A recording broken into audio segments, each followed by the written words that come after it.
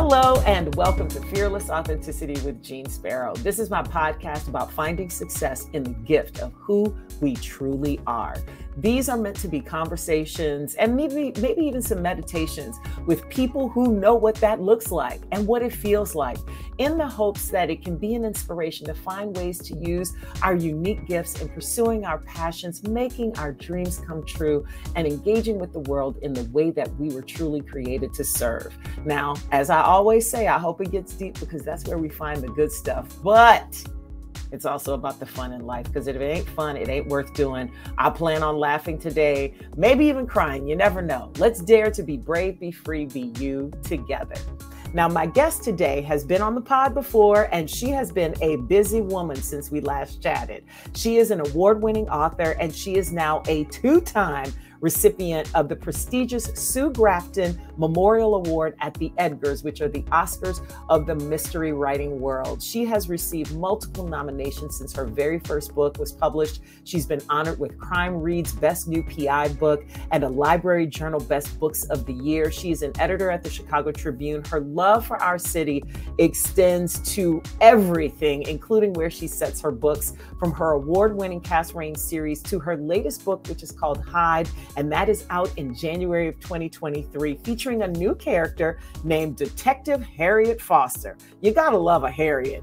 I am honored and happy to welcome back Tracy Clark to the Fearless Authenticity Podcast. Hey, Tracy, how are you? I'm fine. Thanks for having me. I loved talking to you last time, and I'm so excited that you have all this new stuff you've been working on to talk about this time around. And I'm also speaking to you as a newly signed author. Yay! All right. I just signed my deal, and I have been picking brains of all my book writing friends on their trials, because we talked last time about the struggle of getting the book deal. And so now I'm dealing with what you do once you get it. Well, wait a minute, what's the book about? So it's called Fearless Authenticity. It's about this work. It's about all the things that I have learned in my career, all the things that I've learned from talking to all the successful people that I've interviewed, both on television and radio, and now through the podcast, about how who you are informs what you do in the best way possible. And that when we stay true to that, that's where we find our best success and the thing that we were put on this earth to do. And so, yeah, girl, I got to start writing it now. Yeah. You spend so much energy. Like, one of the things that stuck with me the last time we talked was how you talked about how many times you queried, which is when, for people who aren't in the writing world, it's when you basically put your book out there to as a proposal or as a manuscript to be seen by publishers, and they say yay or nay. And we talk about how much energy it takes to get to that point. What we didn't talk about is how once you get that, what you do with it, like what that feeling was, because I was not prepared, Tracy. I was like, I'm still kind of stunned. I'll be honest with you. The feeling when you get that sort of validation back, right? That's what you're talking about. Yeah. Well, it can feel like a lot of things. It depends on if you've been doing it a long time, like I have. So by the time I got to that point, I had gotten rejection letter upon rejection letter. I had a pile. I mean, I had a file with rejection letters in it that was at least 3 inches tall, you know, so I had been at this a while. So it's sort of bursting through a balloon or something. When you sort of get through that thing, and there's that one person, because you only need one, that one editor or that one agent who says, this is interesting, I want it. It's like, for a second, you're sort of stunned, like you said, and then it's like an exhale. So all of this work, all of this dedication, all of this teaching yourself how to do this wonderful thing, finally you find your one person. So it was that sort of exhale moment, and then the panic sort of steps in because now you're in a different place, right? So now you've been doing this for a long time. You've got your book. Somebody wants it. It's going to go somewhere, and now you have an entirely new world that you have to learn. You have to learn about publicity and marketing and book covers and blurbs and all the rest of that crap. And, you know, you had been sort of concentrating head down, eyes on the page, and now you've got to learn this whole new thing. So good and then a learning curve. And then you have to keep going. It's like making donuts at Dunkin'. Once you make that one donut, you got to keep making the donuts. I mean, so you think you are in a wonderful place. You got there, you got to that eyes on the prize sort of thing, and then you got to keep churning it out. So it's fun, it's interesting, it's challenging, and I probably wouldn't have it any other way. Yeah, I agree with you, because the thing that's interesting to me is that my path has been a little bit different, because it wasn't, even though it's a lot of work, it hasn't been that difficult to get to the deal. Like, I only queried a couple of times, and I got an agent really early. I know. And that's the thing. It's like, when you feel like you haven't paid the dues and have the rejection letters this thick, you're like, what do I do with that? But here's my question. Why did you keep all of those rejection letters? Because I knew at one point, I had, you have something, or you believe you have something. So I was going to stick it to these people.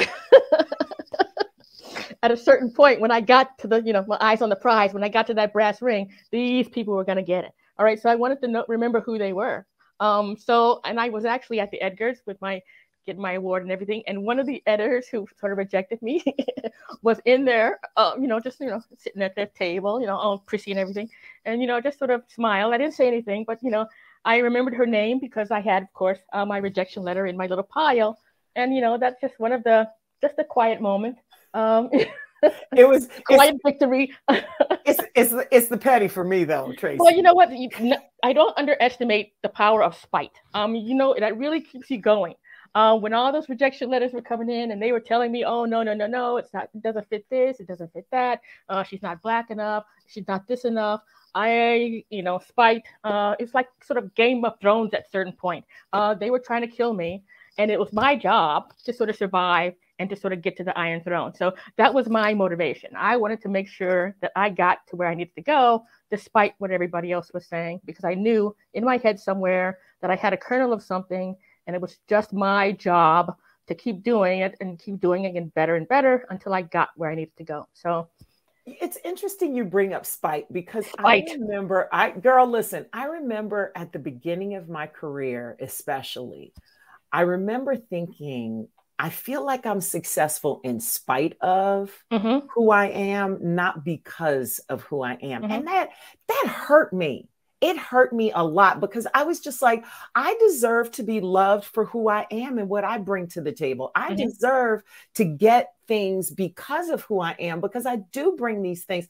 And it made me kind of doubt what I thought was good about me, even though it did lead me to start discovering what my true gifts were, because some of the stuff I was focusing on what wasn't the core value. But how does that work for you? How does that feel for you, especially when you talk about, something that's this thick, maybe about this thick? Well, it sort of starts with the motivation of wanting to do it. I mean, I knew early on that I wanted to be a writer, so I had that. And then it became just a matter of sort of learning the craft and learning how to write, because you don't sort of get, pop out of the womb knowing the craft. You have to sort of teach yourself it. So I took every class and learned everything. And then you have to really dig in at that point. So at a certain point, you have to stop.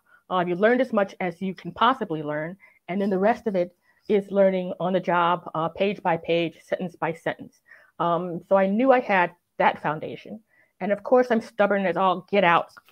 And the spite sort of kicked in too. And I just couldn't stop. I knew that this was something that I wanted to do, probably something I was probably born to do. And I had a choice. I can either keep going and see how far I could go with it and hopefully get where I needed to go, or I could stop. And then I would sort of regret that, because I knew that, this was me. This is what I wanted to do. This is what I had. And I had voices in my head. These people were sort of wandering around in there, not going away.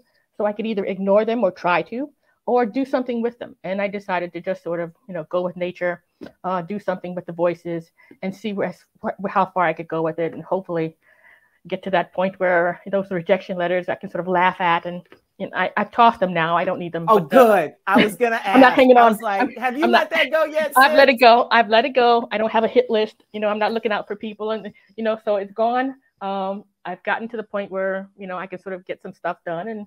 And I'm happy about that. I love that. What did that spike teach you about you, though, and your gifts? Like, what, because it's one thing to learn the craft, right?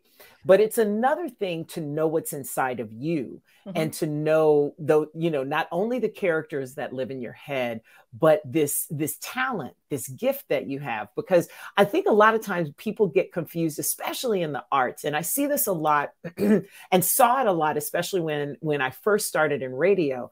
There would be these, folks we would see like super talented, but maybe hadn't done all the work about the business of show. Because a lot of times, I've heard it over and over again, and it's so true. It's like show business is in the wrong order because it's the business of show. It's a business first. And even though you have talent, you have to get this skill of being not only able to use your instrument, whatever that instrument is, but also understanding all the things that go around it. And you invested a lot in the skill part of it.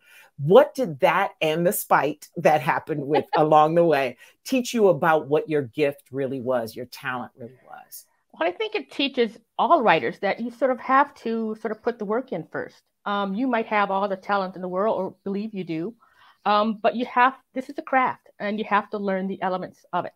Once you've done that, then that's where sort of the creativity sort of takes over, but you have to have that foundation first. So when I first started out, I knew I wanted to be a writer. So I took every writing course I could find, creative writing class, advanced creating, like everything, fiction writing. I took everything. And then I just sort of practiced or tried to sort of teach myself how to do it. And that's just sitting down in front of a blank page, scary as all get out, and sort of seeing what you can come up with. It's like molding clay a little bit, right? You can't make a sort of portrait or a statue without sort of kneading the clay and sort of moving things around. So I spent many years doing that. And then I got to a point where you can sort of feel that all of that foundation sort of pays off, because you know what a book needs to be. You know what elements need to go in it. You know what kind of reaction you want from a reader. And you have taught yourself how to sort of work that clay. And that's a lifelong thing. It's not like you get to a point where you say, I've learned everything. I can write the heck out of a book in 6 months. I'm a master at this. I mean, you never get to that point. I mean, it's always learning. You're always finding better ways to say something, cleaner ways to sort of put a character or setting together. And it's a lifelong thing. But you sort of have to have that rock foundation. And then the creativity sort of springs from there. And then after that, it's just page by page, chapter by chapter, trying to get as better at this thing as you possibly can. And hopefully one day you can sit back and sort of look at a stack of books with your name on it and just sort of laugh. Your stack is getting higher too. And I like that you're laughing and smiling as you say that, because it sounds like you've gotten to that point, like that the hard work. And I think this is true of every endeavor that we have, that, we get to a point where we feel like we have, what is it they call that 10,000 hours that we've put in and that expertise. And to me, that's the 10,000 hours is just where it starts. But that's where you start to feel like, oh, okay, I know what I'm doing. And now I can explore and play a little bit with it. And I would like to think that once every book is easier than the last one, but it's not. Each book is as hard as the one before it. You may have the foundation and the craft and you're a little bit more proficient at it, but every book has its own mountain to climb. And, it never gets easier. You just sort of don't panic as much because you've done it 5 other times. Well, the chances are pretty good that you can do it number 6 and maybe number 7 and 8. But, you still have to, Sis, you sound like my therapist, because she said, like, literally, we had this conversation about how, the dark moments don't go away. You get them from time to time. The valleys in your life happen. The challenges in your life happen, but you don't panic because you know that you survived and you've gotten through and thrived through all of these other ones. And I remember looking at her like, damn it. I was like, I know stuff happens every day, but I mean, like, it doesn't get easier. She was like, nope, no, you just don't panic. You just don't panic. And that's interesting how that's true across the board. Let's talk about this new endeavor you got. So Hyde is coming out January 2023. And it's a whole new person. We're not talking about Cass anymore. Her name is Harriet. Harriet Foster, a detective in CPD.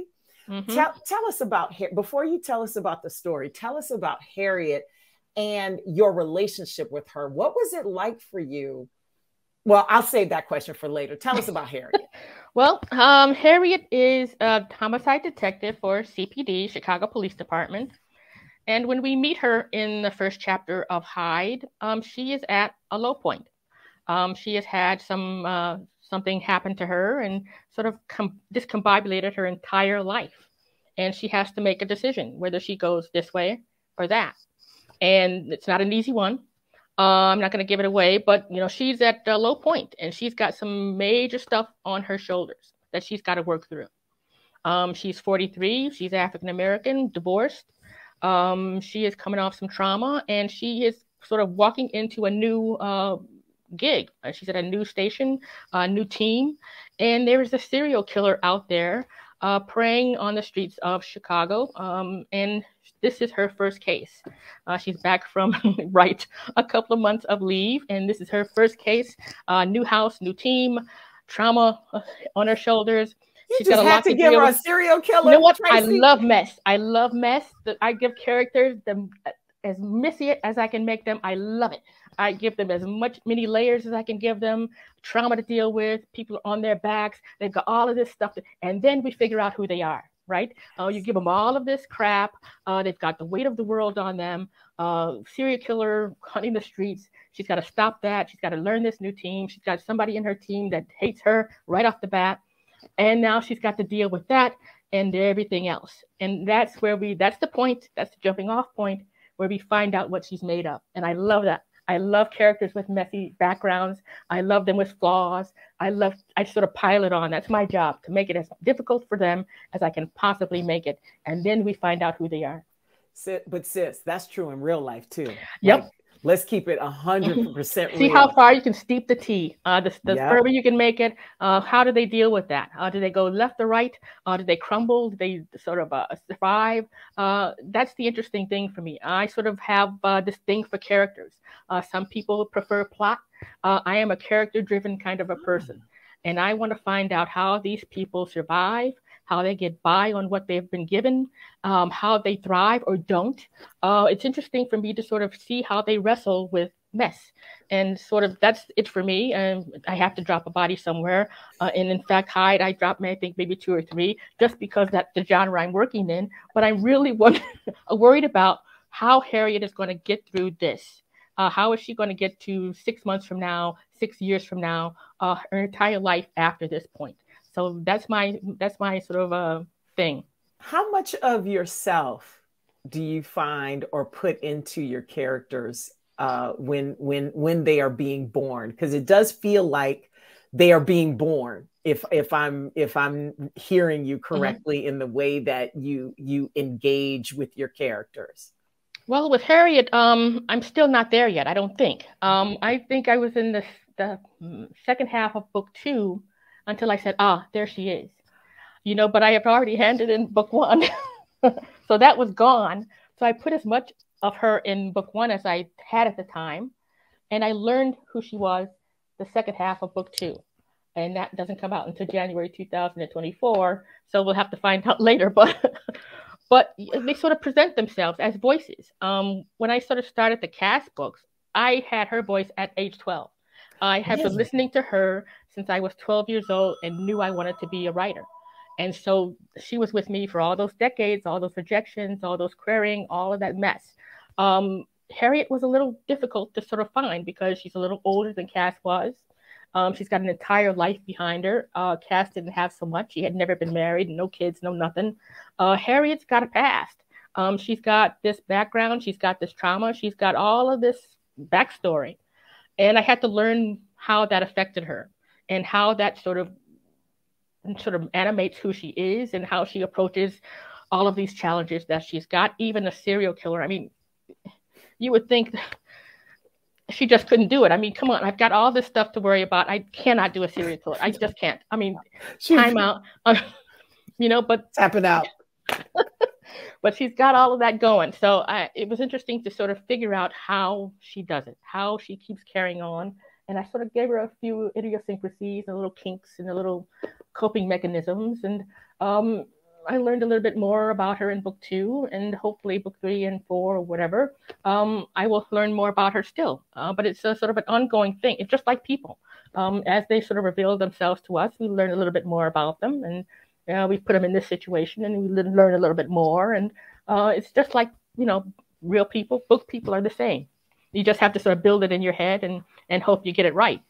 Interesting. So when you meet these characters and when they start to be born and come into reality, are there things that you find you have in common with them that you like, or maybe things you have in common with them that you don't like, and then things that you're like, oh, I could never do that, and do you ever get judgy with them? Well, yeah, all the time. There's things that Cass did that I said, oh, no way. There's no way in heck I'm doing that. But Harriet's different. She's a little bit more meticulous.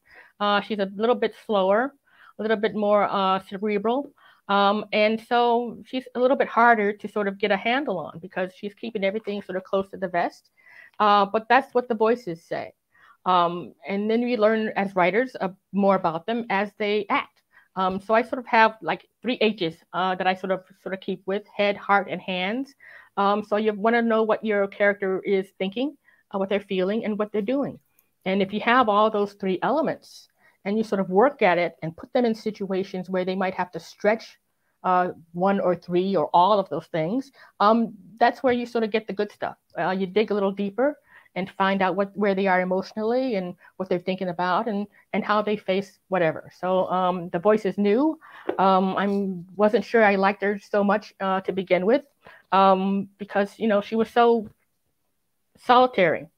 And so it was sort of hard to sort of get in there and sort of dig into what she was. But as I said, half of books 2, there she was. So, and you're like, oh, okay, she seems like a pretty cool girl. I actually wrote the sentence and said, oh, okay, that's who she is. Okay, that's good. Okay, now I know. It was too late to go back to book 1, so that's Harriet up to that point. But the second book will be sort of animated in terms of that revelation. So hopefully that'll be a little deeper and learn a little bit more about her. I love that they have a life of their own, because for me, especially when we talk about fearless authenticity, right? This idea that Harriet is this human being, that even if she is a creation, a person who has come into being through you, that she is still very real, in the same way that when we read any kind of book, we identify as human beings with that. Let's talk about, though, how that translates for human beings who read your book, right? Mm-hmm. What's the importance for you in creating or bringing these characters to life that are so representative and real and reflective of what happens in the world, that they look and feel like human beings, that they have a racial identity, that they have emotional pasts? How does that actually translate, especially as somebody who grew up reading as much as you did, and we're around the same era, come from the same era? Mm-hmm. Even though there was Black literature, there weren't as many characters in the media, on television, or in the popular, especially books for youth fiction wasn't even, young adult stuff wasn't as much of a category. Like we had Nancy Drew, right, and Encyclopedia Brown, and some things like that. But there weren't as many of us represented in things. So talk to me about the importance of these characters that have identities that we don't always see. Well, it's very important. In fact, that was my main motivation when I sort of figured out I wanted to write. I wanted to write because I wanted to put people like me on the pages of a book. I was reading Sue Grafton, all the other mystery writers, and there were no or very few African-American protagonists solving crimes in whatever city they were set in. And so I wanted to put that on there. I wanted people like me on the pages of a mystery novel. And it's important because we need to be there. Just a simple fact that we need to be there. We're everywhere in the world. We should be in mystery. And I wanted to sort of show Black lives on the page in a genre. I chose crime fiction, but to show Black lives as they really were. No stereotypical, Huggy Bear kind of crap. You know what I mean? Because that's what we were relegated to. Right. That's what we saw when we were growing up. I don't want Huggy Bear. I don't want the pimps on the corner. I wanted people in the neighborhood, communities, and how they thrive in spite of social mores and how things are sort of revolve around them. When I made Harriet a police detective in Chicago, current time, there's a lot going on in terms of communities and how they relate to the police department and how the police department relates to them. And I wanted to sort of show that. When we start Hyde, she's getting a little flack from people around her because she is a Black woman in the Chicago Police Department, and she has come to the scene of this murder. And someone made the comment in this peanut gallery that, oh, you got here pretty quick, didn't you? You don't get that quick when you're in our neighborhood. So these are the forces that she's got to sort of deal with. And I wanted to sort of show that there's some rift between communities of color and police departments everywhere. And I sort of touch on it here because I have to. I mean, I cannot sort of present a police officer, African-American female, and not show the strife and the sort of uneasy balance there is between communities and the department she works for and represents. So that's a little theme that runs through it. It's about serial killers, but she sort of have to deal. That's another little weight on her shoulders that she sort of got to deal with. And so I wanted to sort of talk about that. I wanted books that were about stuff like that. I wanted crime novels, great. I wanted African-American characters, great. But I wanted to show Black lives as they really were, communities as they really were, and then to show the juxtaposition between those communities and the forces that are sort of there to sort of police them or monitor them or do whatever, So there's got to be that tension, that conflict. Yeah, and it also gives everybody an opportunity to access things I hate to use this word because it's been overused and sometimes misused, but in a safe space. Like there's this space that's separate from reality, but reflective of reality. So you have all these things dangling from it. Right. When you say words, there are always things that dangle from it, things that they mean. And that's how we make meaning in the world. And I think the more people who get to see and access that, the better our world becomes overall. Now, one thing you said earlier, and this is something we talked about the last time you were on the podcast, and I want to dive deeper into it, especially when you talk about this particular character, Harriet, and what she's going through, is when you said a character wasn't Black enough. The hell is that? And what does that mean to people? I still to this day do not know. That was back in the day when it was sort of like approaching an editor was like sort of approaching a tiki god. You sort of had your basket of tribute and you went up the stairs with your basket and you sort of gave it to them and they could say yay or nay. But when they said nay, that doesn't mean you can come back. Well, why not? I mean, once that nay was in there, that was it. So I never learned what Black enough meant. Cass at the time was an educated woman, African-American, former police officer turned private investigator. I mean, what's Black enough? I mean, she's Black. You don't come out of your house every day and say, I'm going to be Black today. She is who she is. I'm going to be this level of Black. You know what? I'm going to be really Black today. This is a Tuesday. I'm going to be really Black today. Blackity Black. And tomorrow I might not be so Black. I mean, but I had no idea what that meant. But I had a choice then to see either try to figure out what they meant or tell them, screw it, and I'm gonna this is who she is and this is what she's gonna be and whatever. I'm gonna deal with that further down the line at the next person. So I just kept going. She is who she is. She approaches the world as she approaches the world, and the world approaches her as they approach her. And that's how we're gonna do it. And Black enough doesn't mean a darn thing to me. That's your thing, that's your deal. My deal is this, and I'm gonna just keep going. Spite is a wonderful thing, as I said, and I'm going to prove to you that you're absolutely wrong, and I did. I absolutely spite and pettiness. Spite and pettiness will get you half to where you need to be, baby. That that's a word. That is a word, because a lot of times we think about our motivations and the things that get us to whatever we define as success, because everybody looks at success in different ways, but we often look at it or have been conditioned to see it as positive, when sometimes it really is about proving yourself, and that gets you to knowing who you really are on the inside and what you're made of, not just your characters, but you as an individual. And I'm sure, and I don't know that that's a popular thing to say, that something that isn't seen as positive can actually have a positive outcome. Oh, it can. But, yeah. You have to believe in what you're doing. If you get constructive criticism from an editor or an agent, that's one thing. Take that criticism. If it works for you, or something, you can see something in it, use it, take it. But if it sort of changes what you have in yourself, that you know you're trying to do, that you know you have, and the story you have is something that you believe in, then you have to sort of have the sort of stick-to-itiveness to sort of, say, well, okay, on to the next one. I'll keep doing what I'm doing, get better at it, and then we'll see what happens after that. But you have to make a choice. You can either sort of stop and take their criticism as whatever, or you can just go and say, you have absolutely no idea what you're talking about.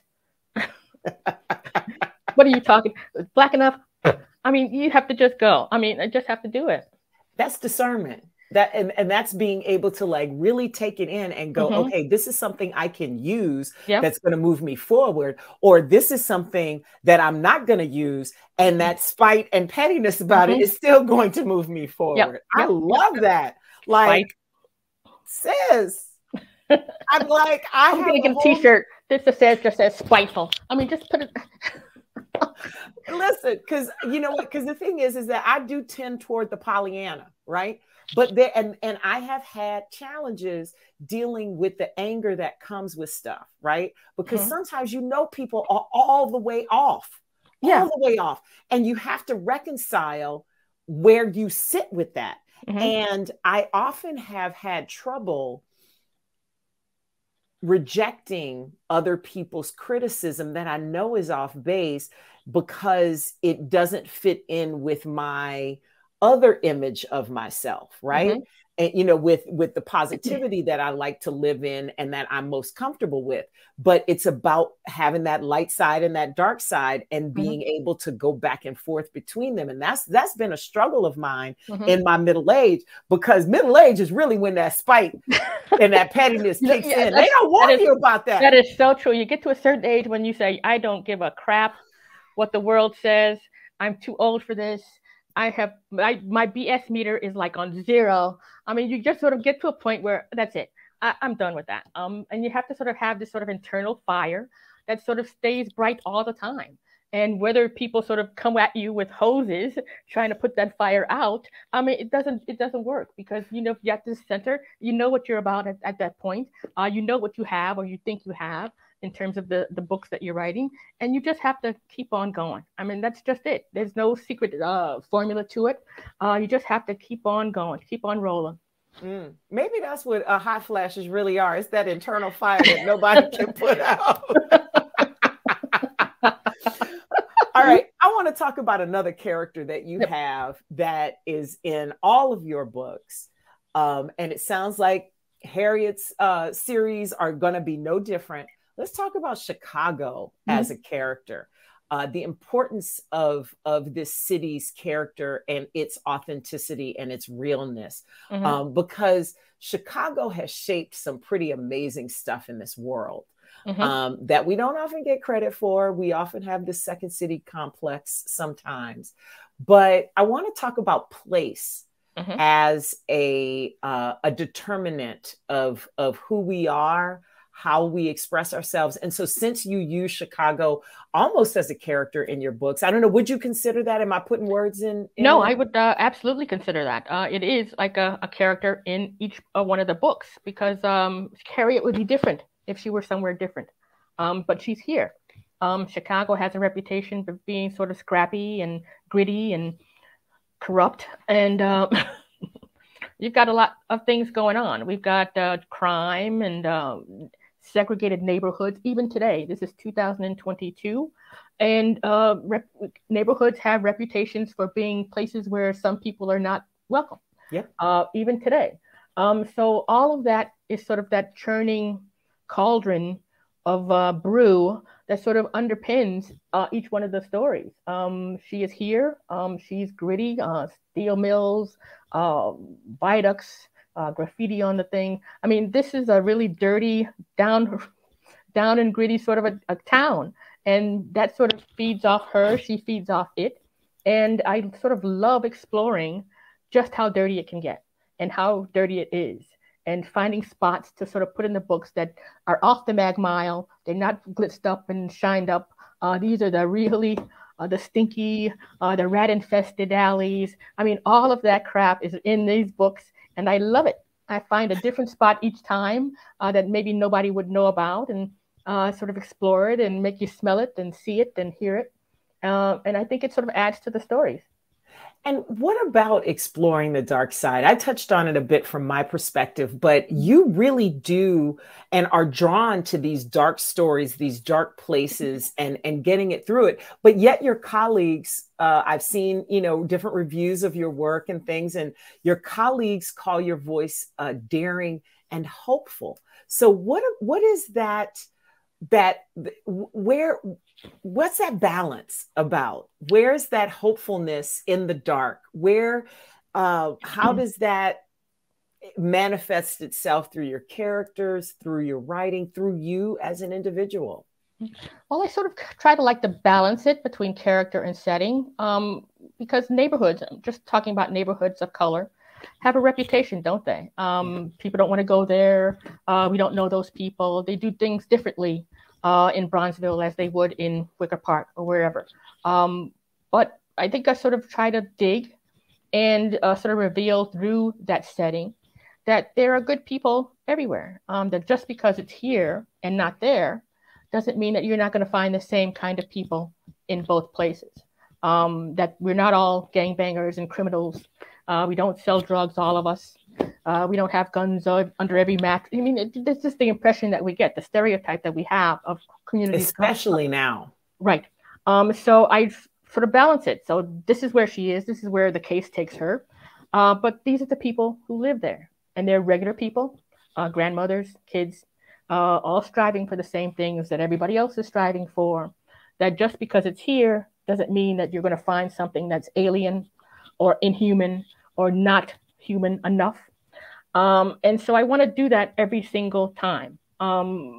This is the neighborhood we're in. This is the people who live there. These are good people. Bad things happen to good people. Good things happen to bad people. I mean, it's just the same.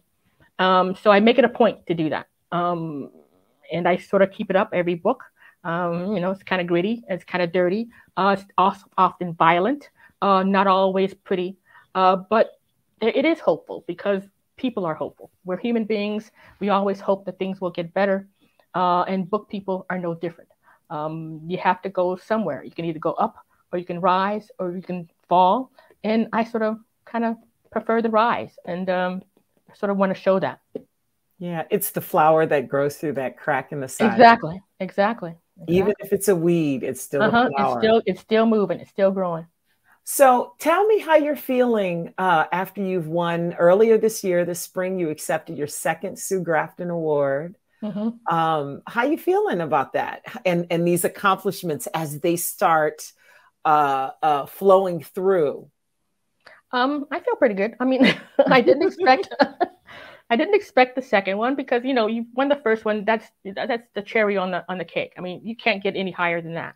So in fact, when I went to the Edgars for the second time, I said I was relaxing at my table, having a good time. I mean, because somebody else was going to win this freaking thing. It wasn't going to be me. So I took my shoes off under the table as we do. Okay, I'm getting comfortable. There's wine on the table. I'm with my friends. We're just sitting there clapping for everybody who's won. And then this thing comes up and I said, oh, no, don't worry about it. I don't want to have to get up. My shoes are off. I'm not going up there. And of course, there I am. I mean, so now my name is called. My shoes are off. Now you have to do that sort of thing. You do. Well, you fish under. Right. So you have to fish under the table with your toes. You're completely gone under the table. And you pop back up. Right. Looking for my shoes. I find them. I sort of wander myself up there. Of course, I've got no speech. And so now I'm standing up there in a ballroom full of maybe, I don't know, 250 people or so. My knees are shaking. I've got nothing.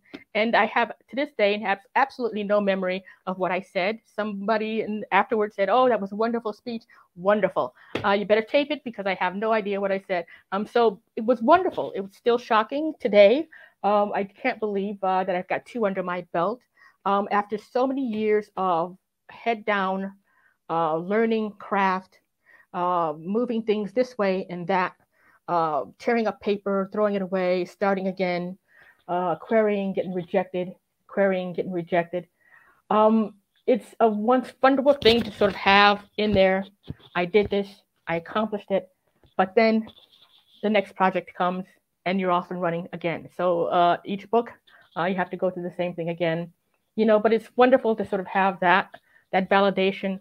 I met Sue Grafton once. I think I sort of told people after the fact that I sort of went to a book signing of hers when she was early on in her series. And it was sort of humbling to sort of have my name on an award that was sort of named for her after so many years of sort of struggling and sort of getting to there.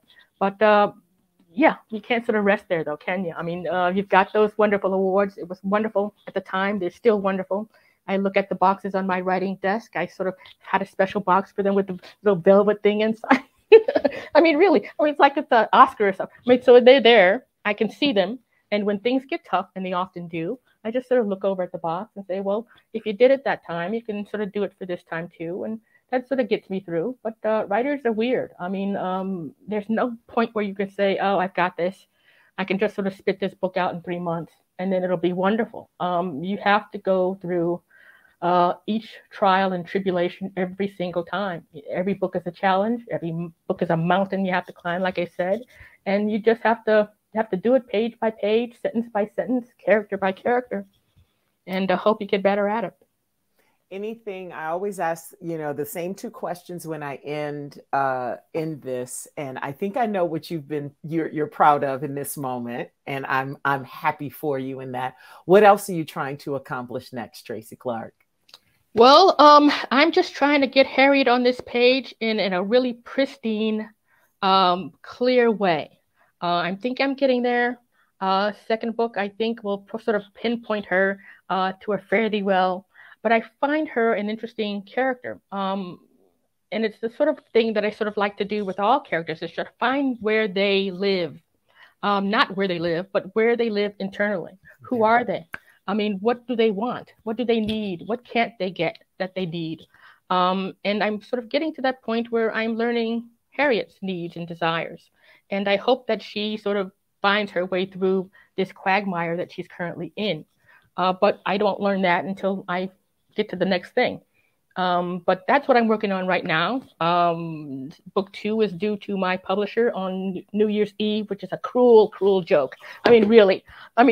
Who did that to you? I don't know. Did you do that to yourself? No, I did not. No, I did not. I would never have done something as cruel as that, but whatever. New Year's Eve, this book is due, and I will hand it in because that's what I do. I have never missed a deadline, but whatever. My Christmas is gone, but whatever. So that book will be done on the 31st of December. Come out the following year. And hopefully there will be more books after that. So we'll see. We'll see where Harriet goes, what she learns, what she doesn't, how she gets over. And that's interesting for any book character, I think, to sort of find out how they survive despite everything. And I think the same is true of us as humans. Yep. Tracy, I love being part of this process with you, even though we've only checked in a couple of times. Yeah. I feel like I'm part of it, like hearing it as it goes. I appreciate knowing that. That's wonderful. I love that. It's so exciting and inspirational, though, to see how you achieve these things and finish this, but then you have this other piece that's like, okay, I'm still discovering, I'm still learning. I also have felt the same way. Like, I remember when I first sort of discovered fearless authenticity as a concept, right? And how it has changed me over the years that I've been working on it and thinking about it and discovering it through other people. And so I'll ask you the last question that I always ask everybody to see if it's changed any for you. When do you feel that you are at your truest, most authentic expression of you? When I'm at my writing desk. That's where I am most comfortable, even when it's hard. That's where I think I was born to be. Nothing else sort of excites me as much as that, as sort of sitting down in front of that laptop or that piece of paper and sort of creating something that wasn't there before. So that's where I'm most alive. That's where I sort of am and feel that I should be there. That's where I need to be. That's where I was meant to be. And everything else is sort of orbiting that sort of central thing. So I still have a day job, so I got to give them some time. But otherwise. I'm curious, why do you keep the day job? Does it help you with the writing? I enjoy it for no other reason than that. So most people hate their job. I kind of love it. I read all day. I make other people's writing better. I'm an editor. So I'm looking at their stuff and I can do, so I'm working on revising their stuff, revising my stuff. And it's just what I am. It's who I am. So I love the job. I love the people I'm working with. And, it's okay. I mean, until they tell me to go home, I mean, it's all right. I'm working remotely from home.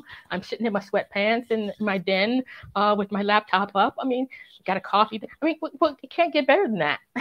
I love it. Tracy, keep living your best life, girl. I love hearing about your process. I can't wait to meet Harriet when she comes out in January.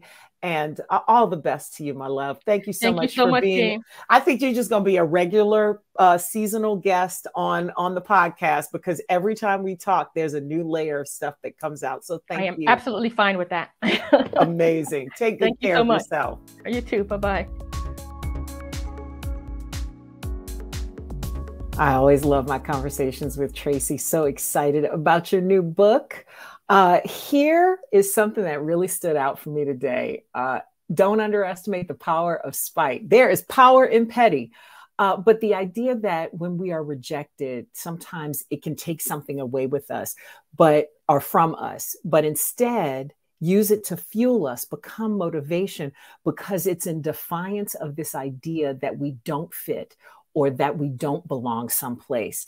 And that you can get where you need to go despite or in spite of what everybody else is saying to you. And I love how Tracy used that in a positive way.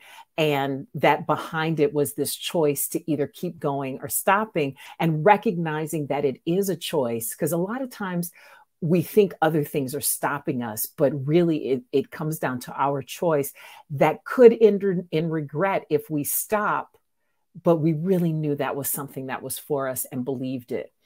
Another thing about her process that really impressed me was how this recognition that you never get to this point of full mastery, that you are always learning and finding better ways to say something.